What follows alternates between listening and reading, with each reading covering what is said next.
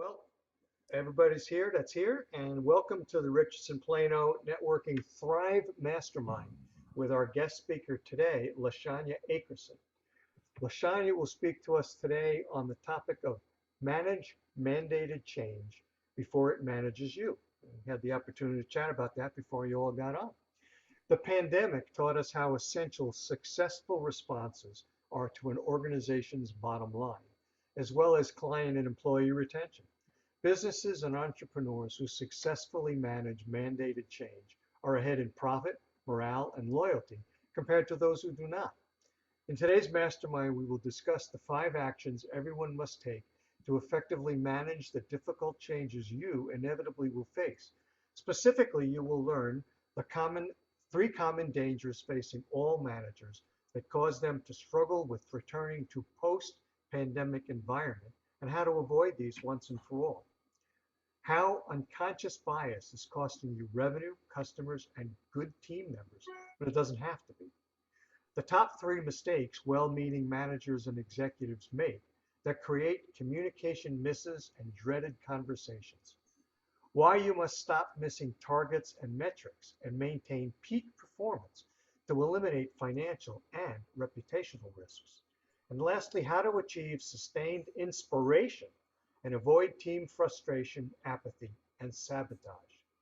LaShanya Aikerson, as CEO of Aikerson Consulting Group, works with corporate and government organizations to turn managers into leaders. She believes you grow your leaders to grow your bottom line. Successful organizations have one thing in common. They empower all levels of their organization with leadership skills. Excuse me. The Aikerson Consulting Group team empowers organizations with leadership principles using engaging and interactive techniques based on advanced adult learning techniques. LaShanya began her career over 30 years ago in Chicago as an electrical engineer for a major telecommunications company. A little tongue-tied today. Because she was good technically, she got promoted to become a supervisor.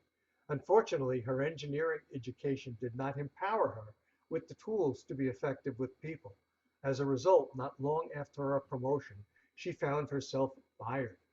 This experience inspired her to learn what separates the best from the rest when it comes to being effective with teams and organizations.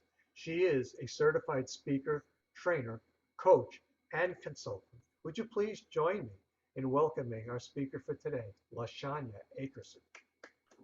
Hey, thank you. Thank you. Wow, you read like the whole thing. I did leave out a paragraph. So thank you so much. It is my pleasure to be here with you today. And I've got a question for you, and feel free to just raise your hand. How many of you want your business to be successful? Okay, thank you. And how many of you want to sustain that success no matter what comes up? Awesome, thank you. So the simple truth is either you will manage changes that show up, or change will manage you. You know, consider the pandemic. Sure, most of us did not expect a global pandemic to not only happen, but linger as long as it did. Or consider the George Floyd incident. You know, we've been seeing similar incidents on TV since before Rodney King decades ago. Who knew that it would galvanize the nation the way it did? Or possibly you have your own unexpected change. Maybe a car accident, a medical situation, a family situation. So the pandemic in particular has taught us how essential successful responses are in order to meet performance metrics, sustain organizational resilience, and maintain client and employee retention. Those organizations who successfully manage mandated change are ahead in profit, morale, and loyalty when compared to organizations that don't. So what are we talking about here? What is mandated change?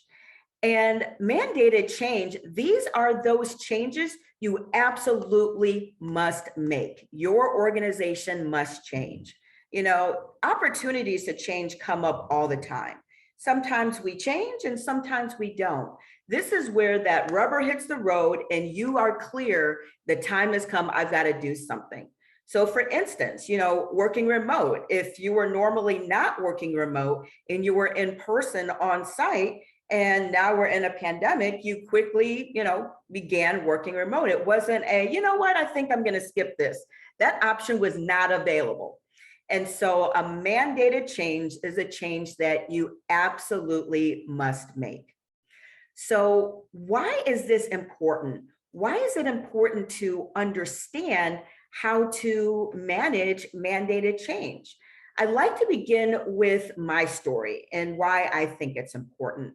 So for me, when I started out my career, so as you heard, I started out, got my degree in electrical engineering, went into IT. And at that time, if you were really good technically, you got promoted. And I was really good technically. And I got promoted multiple times, became a supervisor. In fact, I was so good that I kind of thought I was the stuff. And so here I am, doing my thing, getting all these accolades and successes. And in my case, one day I just walked into one of our regular weekly meetings and I noticed that my coworkers weren't there. I thought, this is strange. I saw my boss. I said, was today's meeting canceled? She said, no, LaShanya, I asked them not to come so I could talk to you. Have a seat.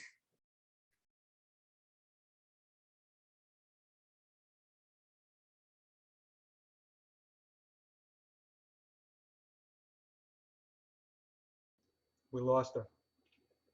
To collect my things and leave the building.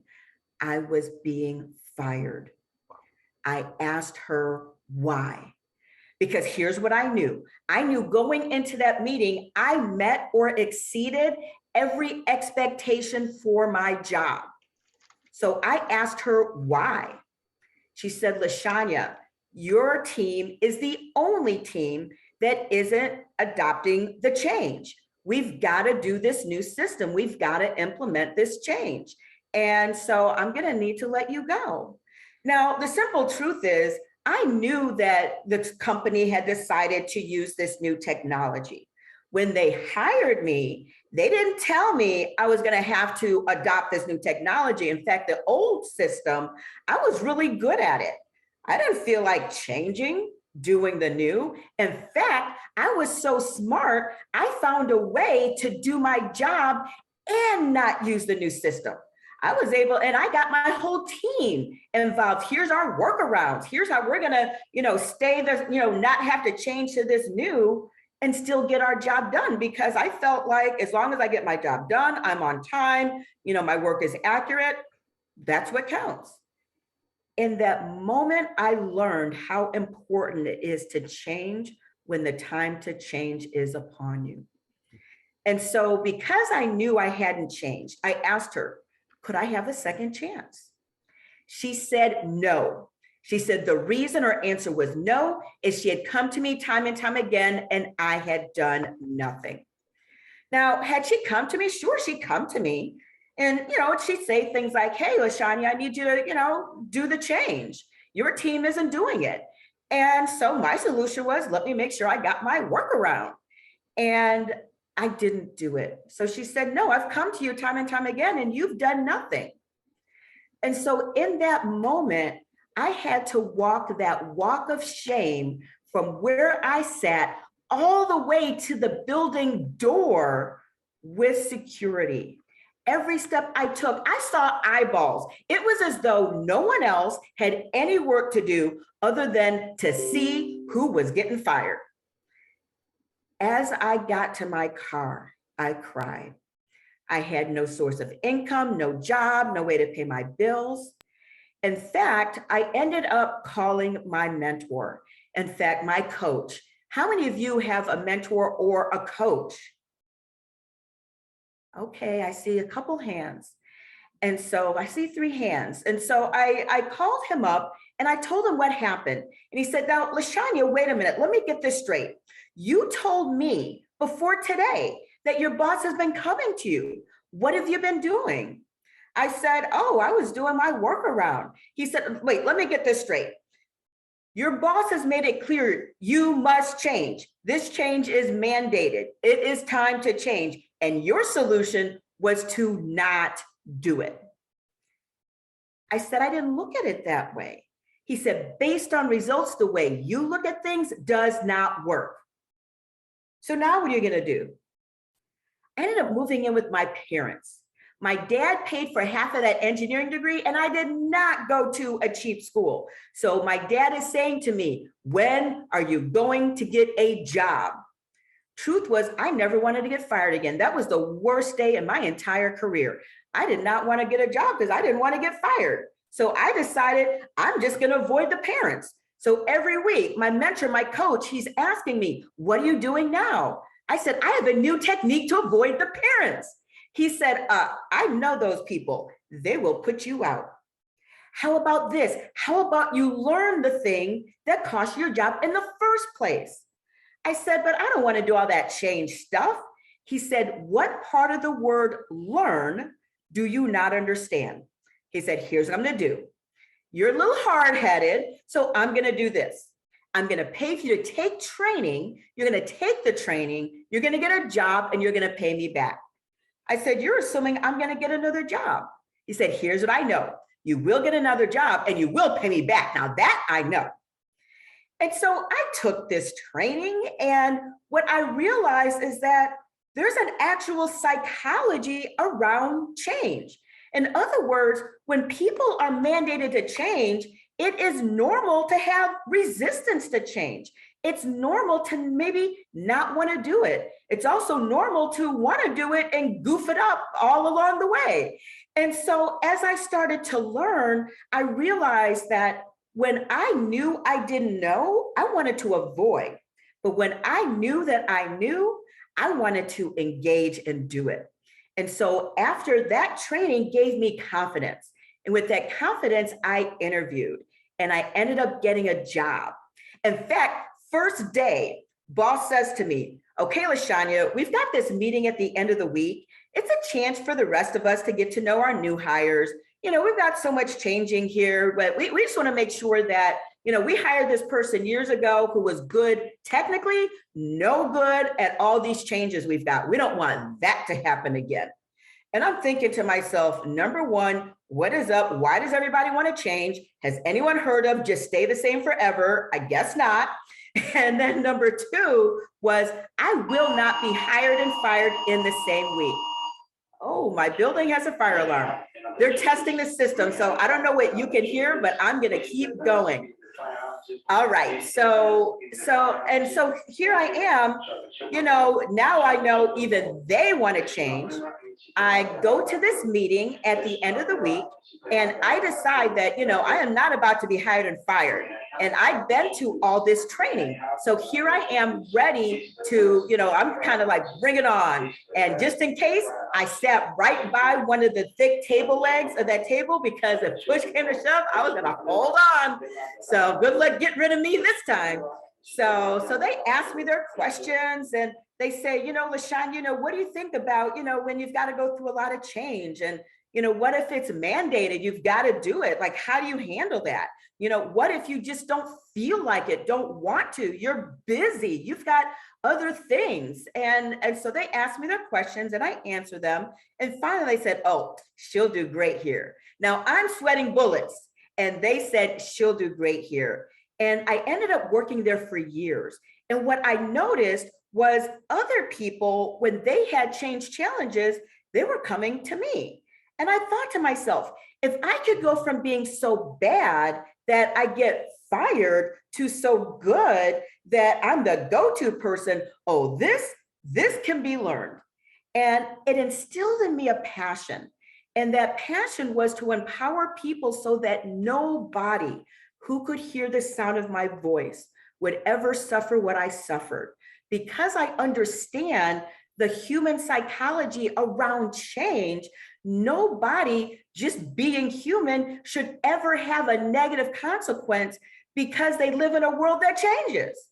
And so, especially when it comes to being successful in business, The thing that separates the best from the rest is how well you navigate change.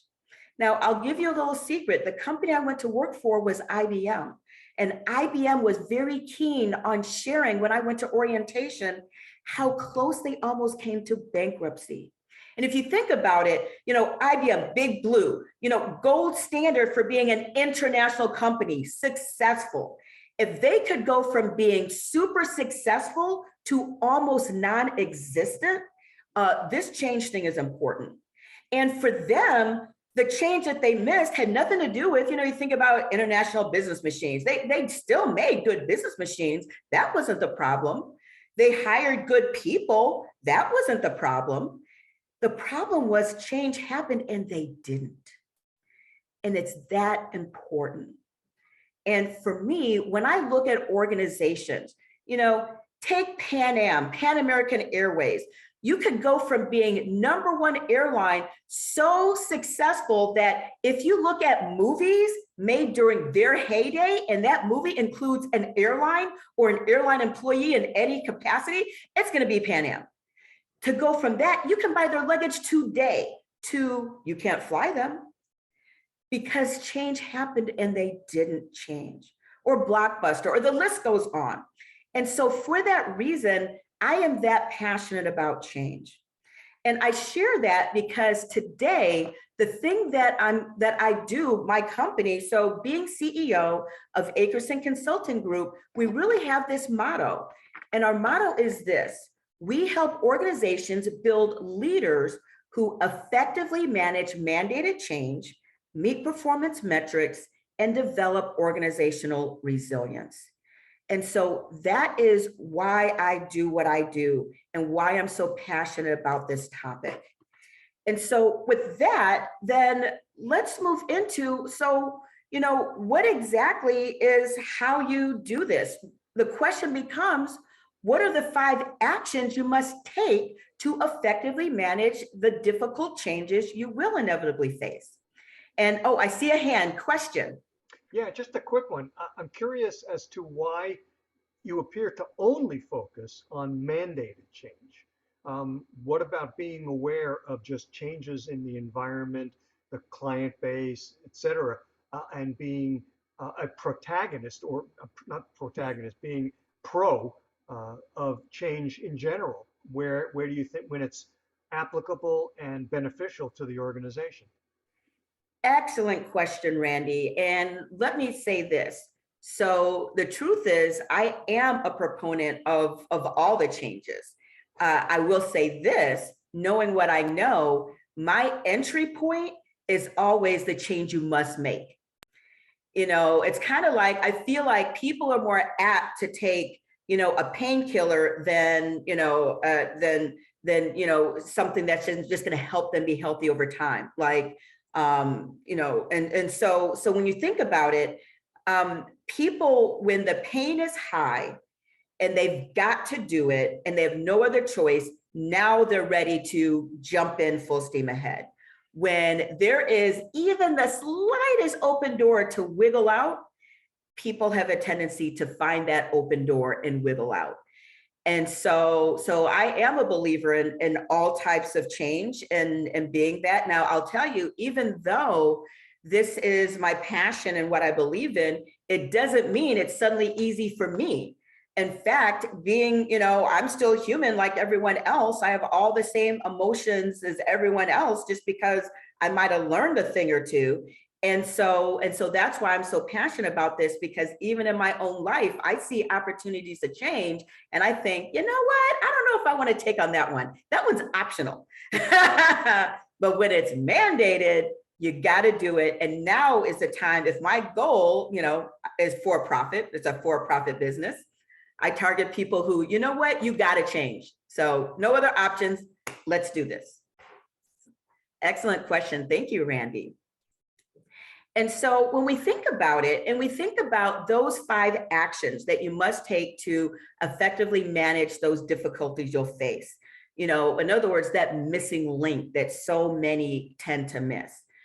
So as I go through this, and because this is so interactive, I'm going to kind of take a light footprint and then go as deep as you want to go. So the first one is change management itself. So what is change management and how do you do it? So this is about being able to have those nuts and bolts ability so that when the changes show up, you know what to do. Here's what most organizations do. The change shows up, take the pandemic. The change shows up and they go into wing it mode. Oh no, what are we gonna do? Okay, I guess we'll have people, work remote. I guess we need to, and they're just kind of, in this make it up as you go flurry. Here's the simple truth. You might not know what the next change is, but what you can count on for sure, guaranteed, is change is coming to you. So you might as well have a methodology you can use every single time. Instead of, oh no, the change shows up, what am I going to do now? Say, you know what? I know what the 5 steps are. I just follow 5 steps. I'm good to go. So then the question becomes, what are those 5 steps from a change management perspective? And so I encourage you to write these down. And I want this to be very interactive. So the first one has to do with awareness of the need for change. No one changes if they don't know they need to change. Also, when you lead people, people don't change if they find out at the last minute. I'll give you a perfect example. So I was working with a company. They knew that they wanted to make a change. This particular change that they were going to implement had to do with network security and all this, and something called 2-factor authentication. Basically, they were changing the way every single employee logged into their computer, 100%. And it went from just a little username password to now you've got to have a cell phone, you've got to enter in a code, all these different things, and to verify who you are. They decide, you know what? We're not going to tell anybody until we have it all figured out. Yeah. Okay, let me tell you, the day you have it all figured out is day never. And so even when you think you know it all, I guarantee you, the change, what you know about the change day 1 and what you know about the change a few months in are not going to be identical. You're going to learn and grow. And so they decided to wait and not tell anybody. At the same time, they decide to implement the change between Thanksgiving and year end. Historically, this is when the most people take vacation. So they say, okay, we're not going to tell anyone, and we're going to do it when everyone is gone. And we're going to change how they log in. So if they don't get the email, they can't even log in. Yeah. So needless to say, that was a flop. And here's why. People, they ended up sending one email with all the instructions, and that was that at kind of the last minute. So let's just say you missed it. We're busy. We get a lot of emails, miss it, didn't see it. You can't even log in to get to the email with the information about what to do. And so you want to have awareness. Let people know. If I know I've got a change going on in my business, instead of waiting until I have it all figured out and all the details worked out, I give them the broad strokes immediately. Let people emotionally digest the change instead of springing it on them once I think I've got every single duck in a row. Because having all your ducks in a row can take time. Let people emotionally deal with the change as early as possible. So awareness is first. Next comes the second of the 5 steps is desire. In other words, people need to want to do the change, not just know what the change is. And so when you think about desire, this is a personal choice. The easiest way to have someone want to do the change is to involve them. Most people don't like being dictated to, told what to do. Deep down, we'd rather have a partnership than a dictatorship. And so if you partner with people and involve them, now this builds desire. So for instance, I'll give you an example. Let's just say, for sure that you need to raise rates. And, starting in January, your rates are going to go up to a certain amount. And instead of waiting, one way would be, okay, I'm going to wait till January. I'm going to keep it secret. And then bam, I'm going to spring it on them. Okay, that's one approach. Another approach would be to say, hey, I want to talk through, the value that we offer you. and have a conversation so that you can identify. It's like, wow, so the work we did together ended up helping you to the tune of over 3 times what you paid. Wow, that's great to know. And because I'm committed to you being successful and having even more success as we continue this relationship, I'm leveling up myself. And so I'm gonna, and identify, what are you doing that's adding value? Maybe you're bringing on new expertise. Maybe you're expanding your offerings. Now, to support the added value I'm offering, I'm also going to be raising rates and to the tune of XYZ. This is what that looks like. And so you're involving them in the conversation and say, I just, I'm getting feedback. I want to, hear what your thoughts are, getting the extra value versus the old value that you got in the past. Oh, I want the good stuff. Oh, great. And so you're having a conversation. This now, just because you're involving someone, it doesn't mean it's up for debate. The decision's been made. You're involving them so that they can understand and embrace how it's going to happen. Now, after desire comes knowledge. And when you think about knowledge, this is about knowing exactly what to do. What plan will you implement for this change?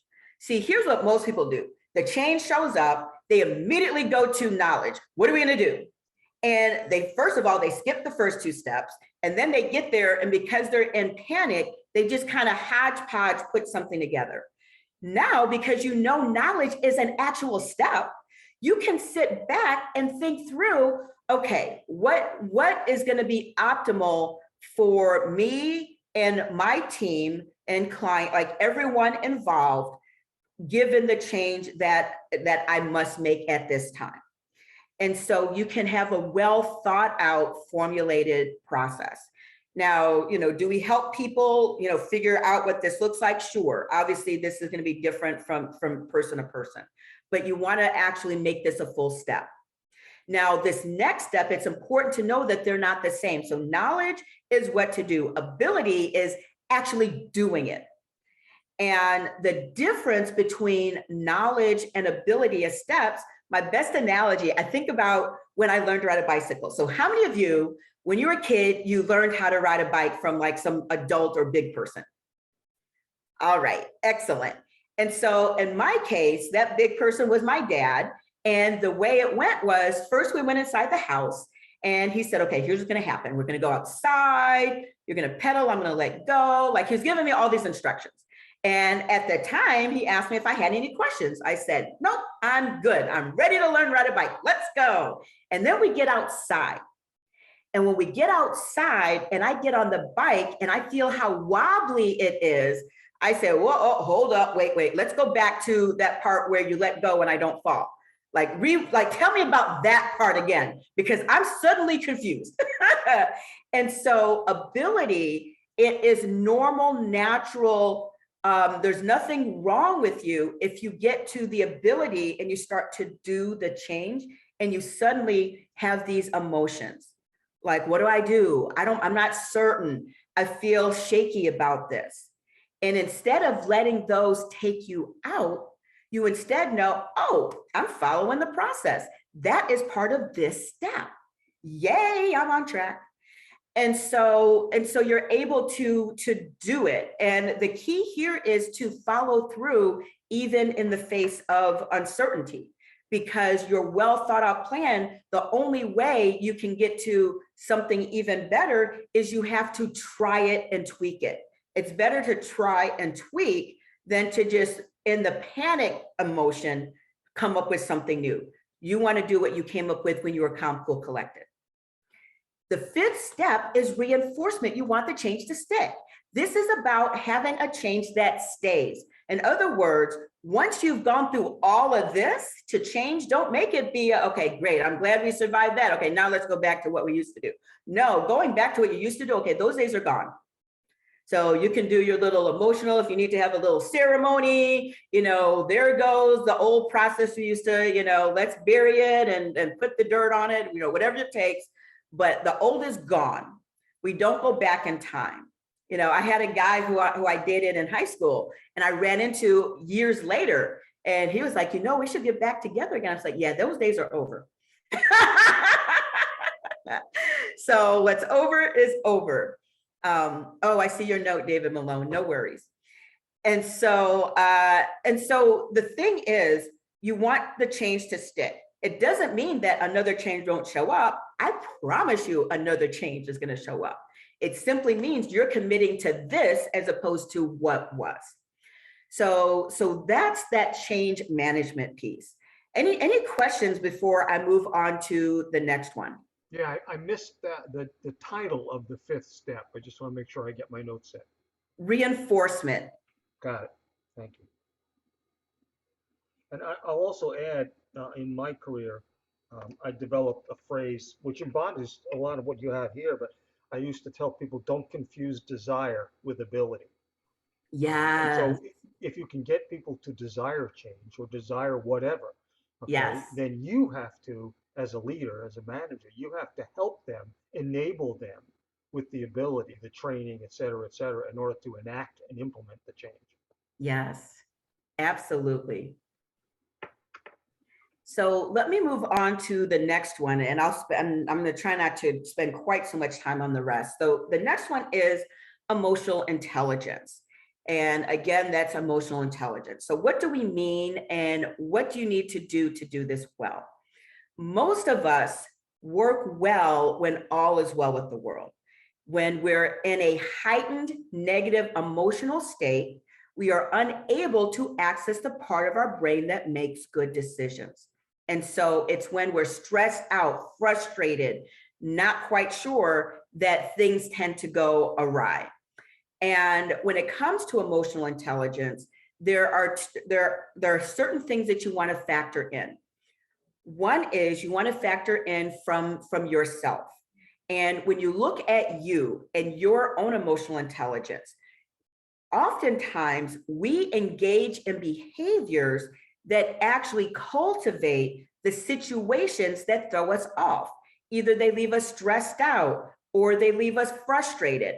And so number one, you want to take a proactive look and say, let me look at those times that I wasn't quite at my best. And what can I do to not create those situations in terms of what I can control? That might mean, the way you manage your schedule. That might mean, how you do things like, when I get that weekly massage, I can handle that meeting way better. But when I skip it, I'm not my best. Or I need a little foot massage from the spouse and I'm good to go. What do I need to do to motivate that? And so just think about those things. And again, we could dive deep. The other part is how you impact others. And when it comes to your impact of others and our emotions, the simple truth is we all have biases. And many of our biases were formed when we were kids. We're just learning, how to speak and so forth. And some of these are informed on us through life experiences. Certain things happen, the human mind makes something up from experiences. That's how we're able to function. And so experience happens, we make up what it means, and then we live our life through that.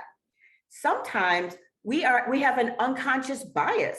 We don't even know it. In fact, if you ask us, we say, oh no, not me. And then a situation comes up and our bias rears its ugly head. And it's so unintended because I'm talking about people who genuinely mean well. They're not out there saying, I'm choosing to, be a part of some hate. They're saying, I embrace everybody. And these biases aren't just around things that you might think of, racial, gender, sexual orientation, things like that. It could be a bias against people who do accounting versus marketing. The marketing people are fun. Those accounting people, they want to enforce rules. Oh, I don't like those people. Whatever it may be. And so these biases can show up in unexpected ways. And so emotional intelligence is not only in terms of your own emotional intelligence and how you're able to be effective yourself, but how you influence the world around you particularly within your business world, so that you create that place that is supportive of everyone. What happens is, I think about, a good example when the George Floyd thing happened. All these executives all of a sudden decided to send out these emails. And their goal was, let me communicate how unbiased I am and unbiased this workplace is. And most of them, because this was around racial bias, decided in their infinite wisdom, I'm going to, let's just say they are a white person, I'm going to have only white people read it, and then I'm going to send it to all the non-white people and think they're going to get it. It didn't occur to them, let me maybe ask someone in my target audience. Just a thought. And so when many of these messages fell flat, it wasn't because the intent wasn't pure.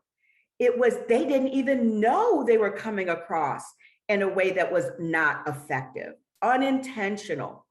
And so with emotional intelligence, you really want to be deliberate and intentional about how you manage yourself and your interactions with others. So now I want to look at that third action.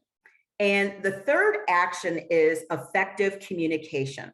So what is it and how do we do it?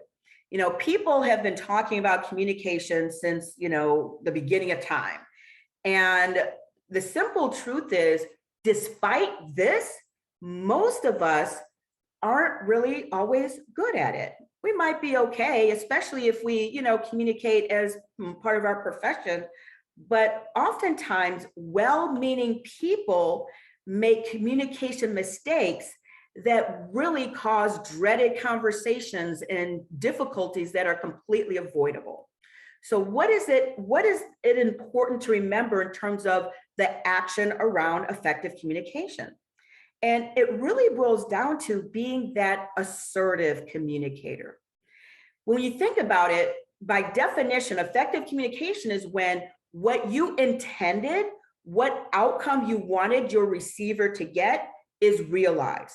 What you wanted them to hear, understand, or do happens. And when you're ineffective, there's a disconnect. To me, ineffective communication is almost like being on a mobile phone and having static in the line. And you're talking, you think you're clear, but what they get isn't it.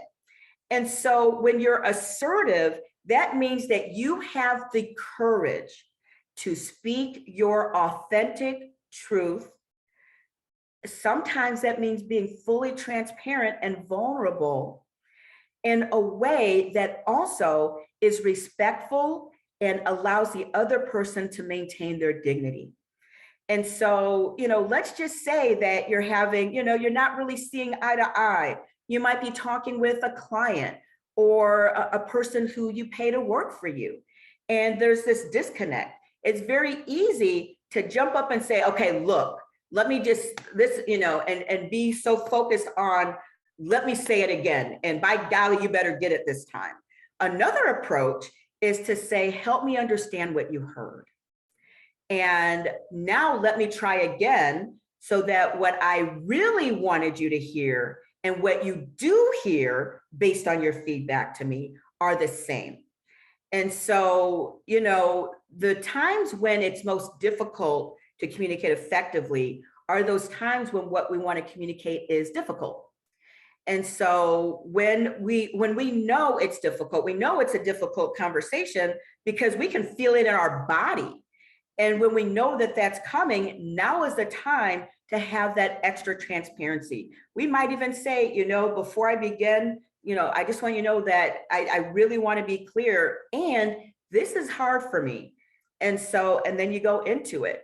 And your ability to be courageous and vulnerable and sharing of yourself at a time when it's hard goes a long way. It's actually contagious.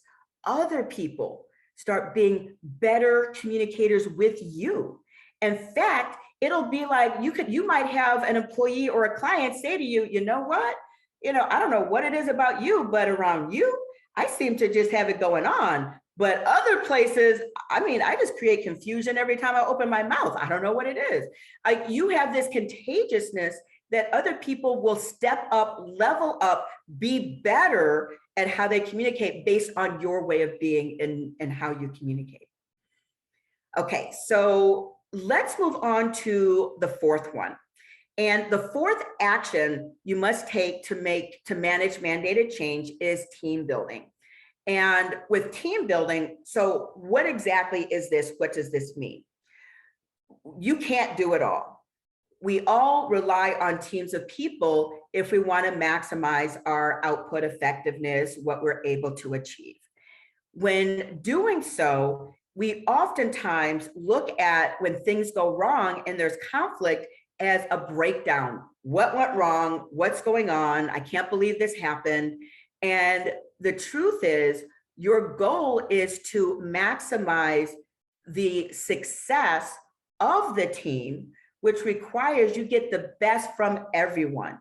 The best from everyone may not agree with one another. In other words, it's important to understand these steps that I'm about to outline for you. And when it comes to team building, it always begins with forming. And when you form, by definition, you don't know these people. You're getting to know them. We're always on our best behavior. I think about kind of that first date versus you're married to the person, you're sitting at home on the sofa. Like on the first date, the person, there's all the door opening and can I put the napkin on your lap? And, hair is perfect, makeup and everything and all of this. And then you get that person home in the I do state and they wake up and they got I got this thing in my hair because I'm trying to curl it. And I didn't put makeup on today. I didn't feel like it. And what, you can't pick up your own napkin? What's wrong with you? And, and so in the forming stage, people tend to be on their best behavior. You are not meeting their real selves. You're meeting their representative, their good behavior version. And so in the forming stage, don't think you know these people. They're on their best behavior. They're on kind of that interview look versus, okay, you hired me look. And so it's important to realize that it doesn't make them bad people. That's what people do when they're forming, when they meet new people for the first time. After forming comes storming. And when you're in storming, now the real person shows up. By definition, no two people will agree on everything, not even identical twins. So your team, when the real people show up, are going to not see eye to eye on something. So the first storm is going to happen. Someone's going to actually be real and not be in, that representative. And when that realness shows up, it's going to bump against someone else's realness. And they're going to say, oh, no, I disagree with that. And it's even worse when you hire smart people because they actually know stuff. Smart people believe they know stuff. And so if you hired someone because of their ability and competence in a particular area, and all of a sudden you've got these competent people kind of going at it, it's because you hired good people. They actually, have an opinion and they're willing to share it. That's what you hired them for. And so, and the same thing when you're working with a team. And so, you hired those people because of their abilities. And so when that happens, instead of saying, oh no, we got to fix this problem, say, yay. In fact, my words to you are, I encourage you to get to storming with your teams as quickly as possible, because you can't get to high performing until you go through that first storm. So when you go through that first storm, the opportunity now is to assess what's going on. Don't try to stop the storm. Encourage people to be real and look at the storm, because the very next step is norming. Norming is when you identify solutions out of storms. So norming is when you identify solutions out of storms. And so as you identify the way that you storm, if you really give your all to norming, you can come up with up to 90% of ways you're going to solution out of the storms you experience. And so with norming, I'll just give you a quick example. One example is, I call it 5-finger consensus. It's one of my favorites. And so let's just say the storm is we either will do A or we won't. What are we going to do? We either are or not. We're a team. We all need to do it. We all need to not do it. And we just can't seem to find consensus. So you might decide we're going to norm by doing 5-finger consensus. Oh yeah, always available follow-up. Great, thank you, David. And so let me just say this: with 5-finger consensus, you take a vote, and the vote is, do we do it? If you put up 5 fingers, that means doing it. You love that idea. You think doing it is the best idea you ever heard. 4 fingers means I like it. I really like it. Let's go. 3 fingers means I can live with it. It's not the best thing I ever heard in my life, but I can live with it. Now, if you take a vote and everyone is a 3, a 4, or a 5, it's a go. You've resolved the storm. 2 fingers means I don't like it. And 1 finger means I loathe it, hate it, worst idea ever. Now, if you take a vote and everyone's a 1 or a 2, you don't do it. Storm solved. Now, let's just say you take a vote and you've got all of it. You've got a 1, 2, 3, 4, and a 5. Step 2 is you ask your highest number. Let's say you have a 5. Ask that person to say why it's the worst idea ever. Now, they're going to say, I think it's the best idea ever. Why'd you pick me? Because you put a 5 up. And then you ask the person who is a 1, tell us why it's the best idea ever. And they're going to say, I told you I think it's the worst. That's why we picked you.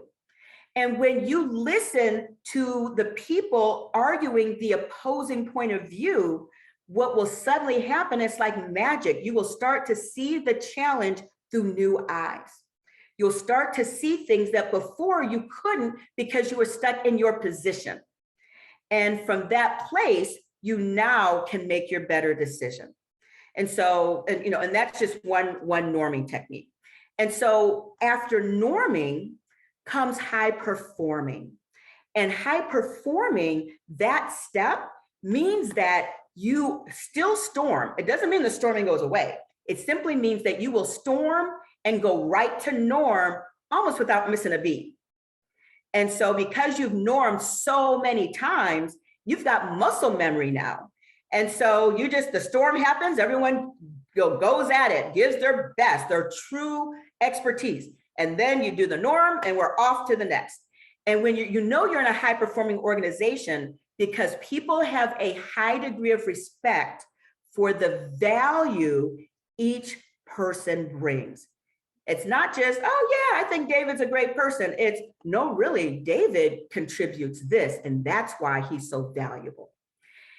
After high performing comes adjourning at some point. That 5th step is adjourning. At some point, the team will need to disband. Maybe it's because of retirement. Maybe it's because, we need some different people, whatever the reason. And so you want to make that a full step and be clear about how you do it. Does that person who's leaving need to be replaced? Maybe the whole team is disbanding. Maybe, I'm retiring the company. It's my business and that's it. See ya.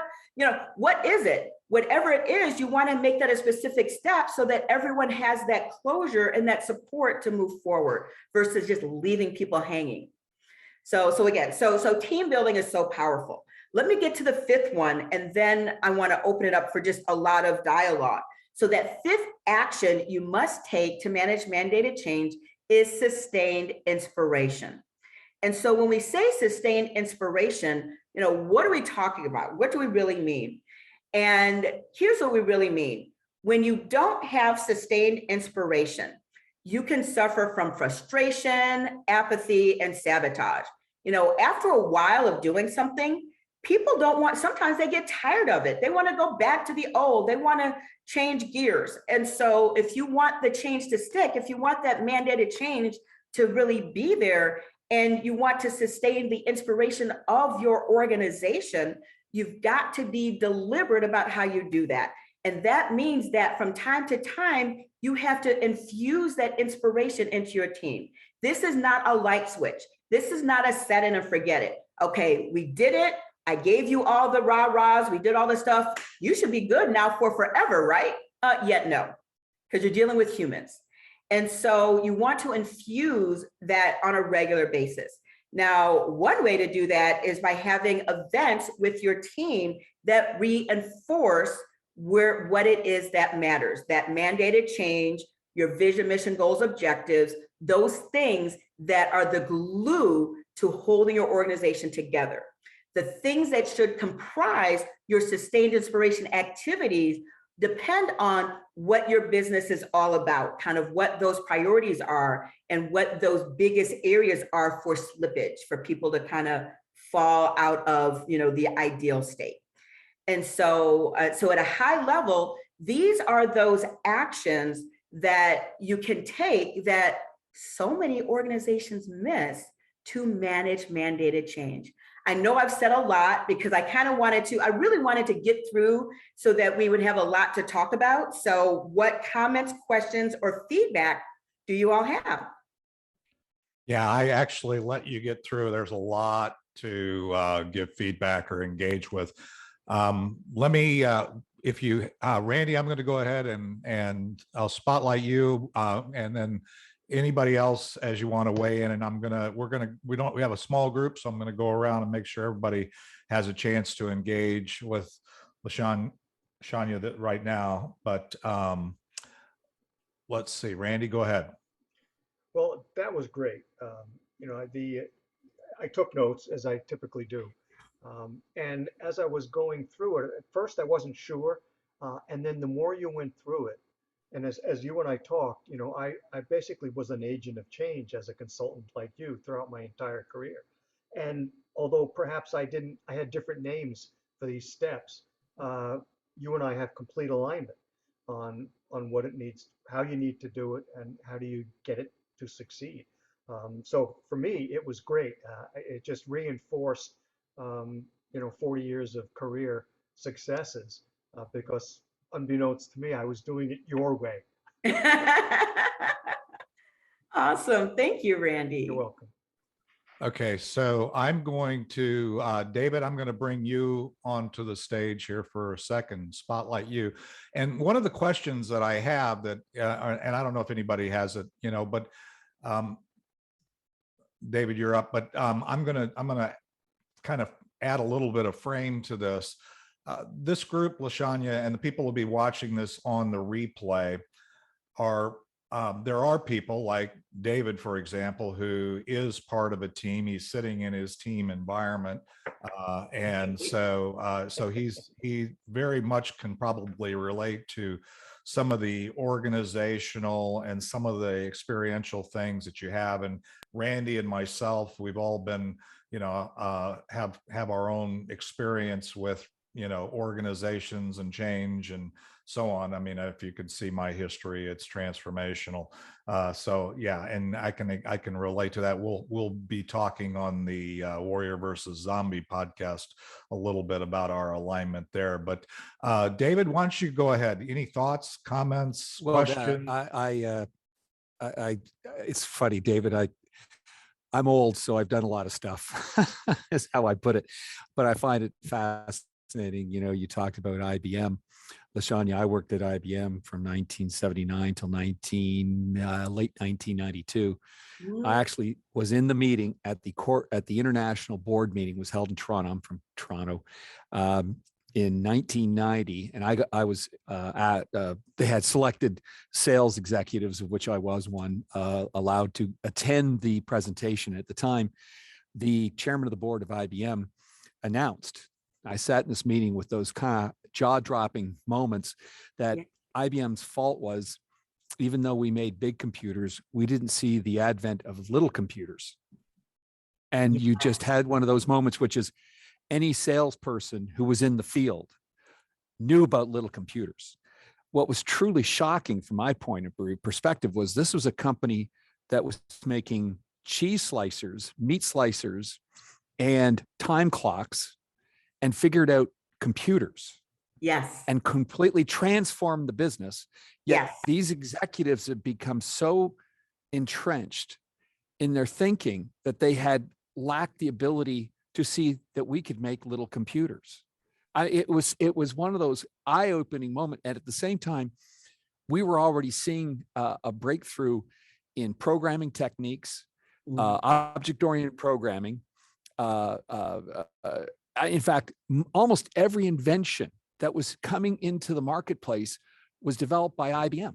object-oriented programming, SQL. I mean, relational databases all came out of the San Andreas, everything. And yet we chose not to. Somehow these ideas, these possibilities never escaped the laboratory, and we all knew it in the field. It was one of those breathtaking moments. And then he told a great story when Lou Gertzner took over, and he told the story. He said, I had 13 separate divisions at IBM. He said, every one of these divisional presidents came in with their team of 20 some odd people. And at the time, using their foils. Remember, this is pre-PowerPoint. Foils, and they had their foil, they used to call them foils with their overhead foil projector. He said the most amazing presentations. Everyone was doing an amazing job. Couldn't have done better. Everyone, these massive teams. And he had to point out to them that they had lost $13 billion that year. And he was trying to understand if everything was going so swimmingly well, so I'm back to what the real issue was. Yes. Culture. We had become so impressed with ourselves. Yes. We had built this massive infrastructure of navel gazers that and surrounded by sycophants that you couldn't see the trees for them. They couldn't see anything coming at them. I mean, so this whole aspect, and it was shocking to anyone who was out in the field. And it was at that moment that I kind of made that, it was a decision, which is, I got to get out of here. Yeah. And I ended up transforming at that point, moving over into the ERP space, and then ended up in the whole ERP revolution, ended up at SAP, running one of the largest, we were SAP implementation, licensed sales group and implementation group. So fascinating in that regard. I also worked on with a group here in Toronto, in Dallas, called Buckner and Company, where I got to learn the GE model. And the whole GE model, which we did with the British Petroleum, we did it with the British government, we did it with EDS that led to the HP merger. And it was all around, again, before you can get people to change, you got to change the culture. Mm-hmm. Until you change the culture, you have to, you cannot. So all of our things was about cultural transformation, where if you worked with all the major consulting organizations, all they work on strategy, execution, financial plans. Oh, HR, we kind of hand it down here. Mm-hmm. And which is why they so poorly execute and why they so poorly actually become anything. Yep. They fail. Yep. You came back, and I know you were talking about sustained inspiration is the culture. The first thing is sustained inspiration. Mm-hmm. If you can create a value proposition, a culture, if you can create a vision, a dream that is so substantial, so powerful that you feel silly with whatever your little silly what's holding you, whatever those anchors are, and whatever your little agenda is, will seem pitiful compared to what this greater possibility is. So anyway, I had, as I said, I'm old. I've done so many things. It's crazy, but anyway, I loved your presentation, LaShanya. But Thank you. Just to pick up on what you just said, David, I think the key was that sustained inspiration was not inspiration to keep working hard at what we're doing. The sustained inspiration was to keep looking for the next thing that our competition won't think of, but our clients, our base, our market base, ultimately wants. And that's the visionary part that most companies fail at. And it's the dream. The dream has to be something powerful. I mean, I did a consulting gig with a group, a paper bag company up in Oregon. They make paper bags. And we got them to believe that, in fact, what was the powerful incentive for what they should be about? And it was really about, we figured out that we could use it in produce in stores. I won't go into all the process we went of segmentation analysis, but if you actually go to Whole Foods, you'll see paper bags in the Whole Food stores. And we created those little containers and that you could put the paper bags in, because we found this ridiculous thing. If you put paper out there versus plastic, people buy more vegetables and produce. But what was our real vision? Our vision was healthy eating. We're a paper bag company, but we were all about improving the quality of people's lives by healthy eating, which is fruit and vegetables. And we became that commitment.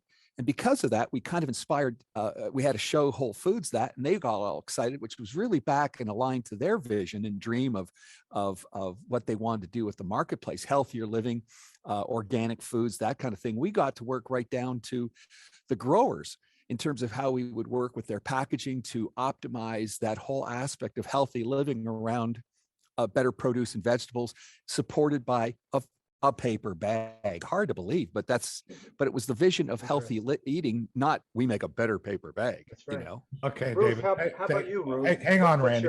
Oh, go ahead. Hang on. Let David's me, never going to invite me to this stuff the two, again. the, I'll the tell two, you. the two most engaged guys are, I won't have any trouble getting you. Ruth is a little quieter, and I don't want people to be Overwhelming. that they're not their reaction thought process. We've all, these old guys that are on this story that have a lot of story to tell. They could keep us occupied for a long time, Ruth. So, but Ruth, did you have any thoughts, questions? The thing I'm really trying to get to, and that's part of why we do the mastermind, is application, not the stories about, hey, we've aligned, because I could tell a story from now on about, transformational change and alignment with LaShanya, but I always want to say Latasha. That's your sister, right? It is my sister. Yeah, so we talked about that. But anyway, so Ruth, what do you think? What kind of thoughts or questions do you have? Go ahead and unmute. Sorry about that.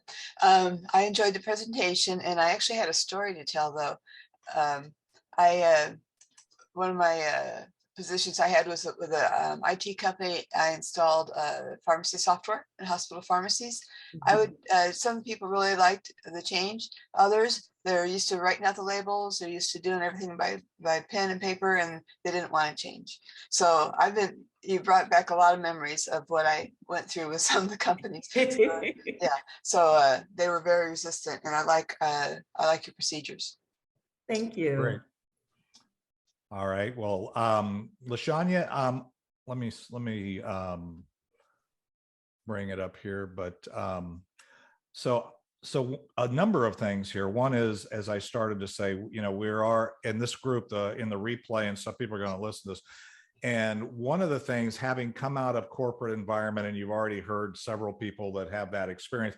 And frankly, when you get a little bit of journey, that's not unusual for people to move from the corporate structure or be moving. They may be in flight to a more entrepreneurial or small business, or going to the next stage. Or in today's world, we have a lot of members that aren't necessarily here today that are more in the millennial or even Gen Z category, and they're very entrepreneurial in their thought process. And one of the things I constantly say is, the people that know this, the people that have the experience that you had, I actually worked, the company that brought me to Dallas was EDS. Okay, so David would, he evoked that name.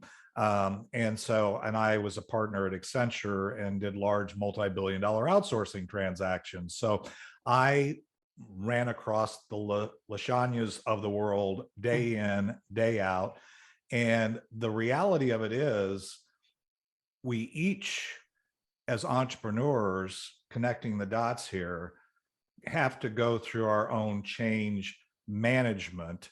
And I get that you're focused in your company, from your experience and your learnings, where you were a mandated change was thrust upon you, and that's not an unusual occurrence. Right. You utilized COVID. We had to go to the Zoom because of COVID. We stopped 1 week of meetings that we were meeting in person, and moved to Zoom because of a, quote, as you define it, mandated change. The reality of it is, connecting the dots, kind of where I think David was going and Randy was going, is that change is mandated, period.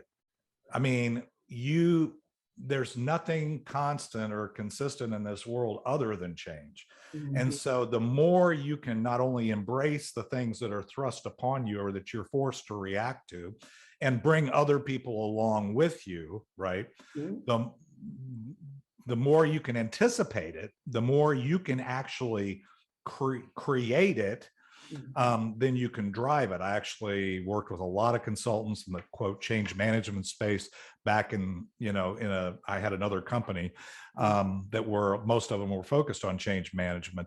And the coin of the realm today, I think, in most companies is what I call change leadership. Yes. Change leadership depicts a less of a reactive, but a more proactive way that really gets to the heart of, I think, what you were talking about in the sustained category, which is basically you create, and I've heard a lot of buzzwords, a lot of things that we've used in our past, right? There's a lot more to it than just having people. It's creating that culture of embracing change when it occurs, or even when you see the possibility that you can improve the organization. Somebody used the term possibilities. So kind of connecting the dots here.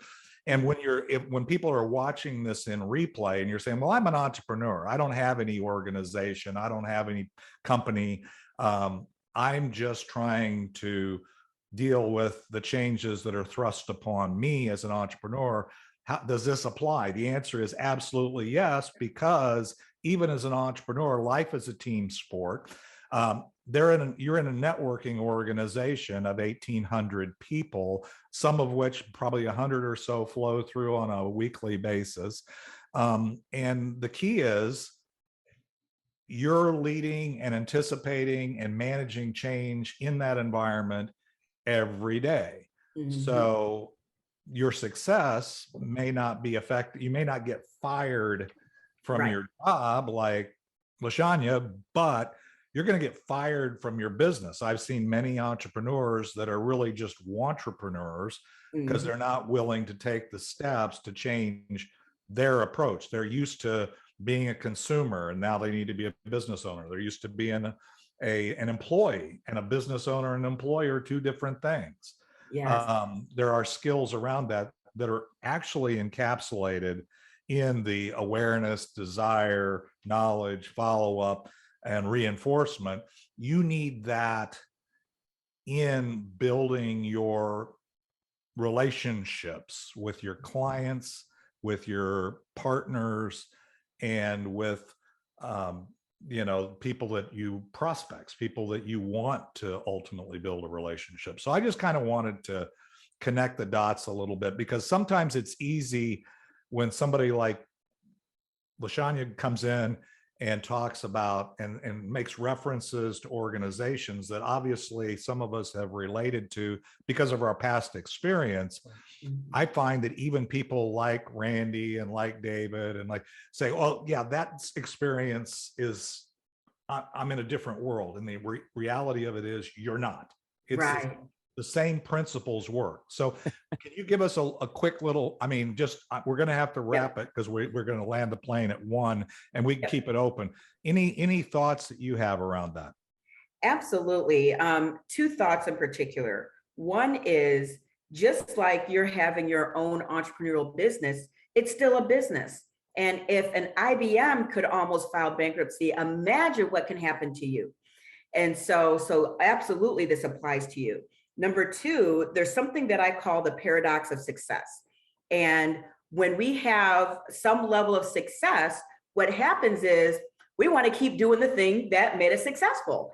And in fact, we start to, as we say in my family, drink our own Kool-Aid. I know I'm good at this. Well, a good example of that, IBM was really good at making those machines, and they didn't think about the personal computer side. And so you can be in your own entrepreneurial world, be successful. And even if you're not at the level of success you want to be at, you could feel like you're on the path.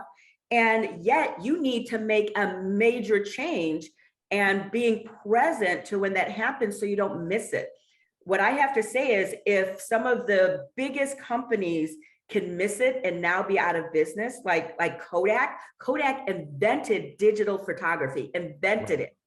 And so if you can be a bigger business and be non-existent because of this, imagine what can happen to smaller businesses. You don't have the wiggle room. You don't have enough other revenue streams to, weather the storm of missing a change.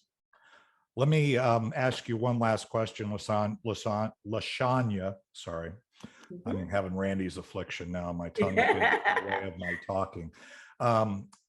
And I like to give Randy a hard time anyway. So anyway, so is there anything, how can we stay in touch with you? And is there any one last thing? Because I always give speakers an opportunity to make an offer or anything like that. If you choose to, you've invested in us. We want to continue to stay connected to you. And I will say, just as informative announcement, is LaShanya will be my Warrior versus Zombie guest. So you hear a little more of her story and that kind of thing next Thursday at 11, which I do every week.